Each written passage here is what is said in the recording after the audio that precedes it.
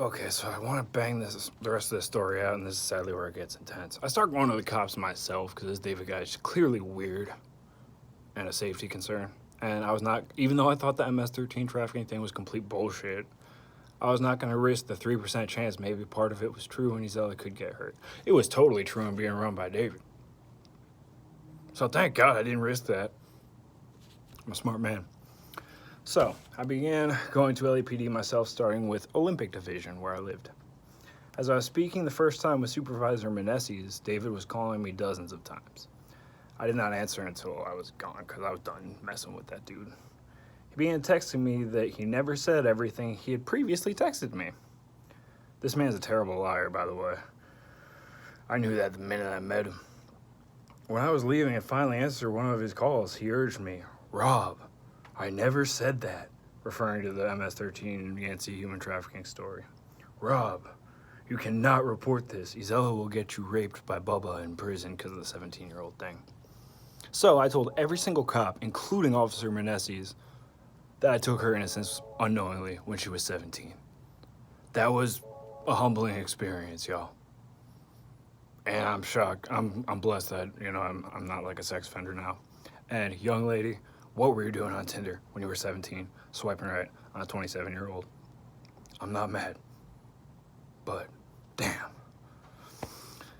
David, I just told you that quote. And my response to that was, well, looks like I'm gonna get raped by Bubba in prison, my guy, because what you have been telling me is too damn serious and may never hurt this young lady. I thought he was a white guy who didn't know this kind of shit really was a risk. Turns out he was a white guy fucking behind all of it somehow. I don't fucking get it. I don't fucking care. I just wanted it away from us. By the way, Isela, that time I went to the cops and told them everything, including my own drug use, like 100 times, and admitted to all my own crimes. I got locked up 3 times and all this shit.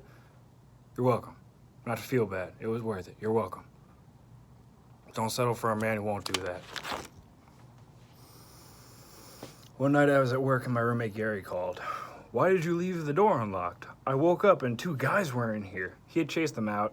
He had a couple pistols and I had a sawed-off shotgun as well. Kept it in one of those collapsible chair bags. We called it the chair. It was a sawed-off.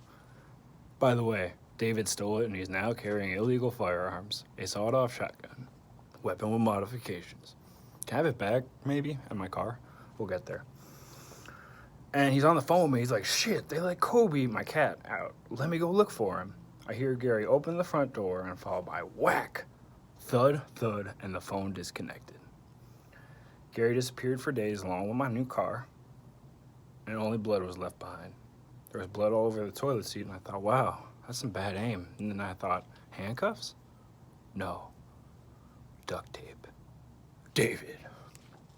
Gary later mysteriously reappeared as I returned from one of my first trips to the courthouse. We'll get there.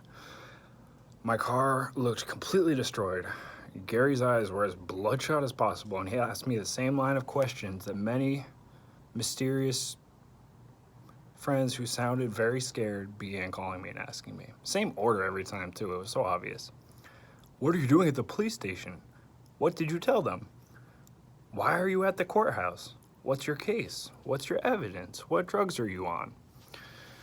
I'm gonna summarize this, but a lot of friends, and I told Gary on that call, that was actually a phone call before he reappeared. He was like, "I'm in jail." But he called from his personal cell phone, so I'm like, "No, you're not. It's a personal cell phone." And LAPD the next day confirmed he was not in jail. Every time, whatever was going on with those people, they always hung up at one exact moment. I don't know why, but I figured it out. Well, I've got all these text messages from this guy, David. Click. It's hard to blackmail honest people, fellas.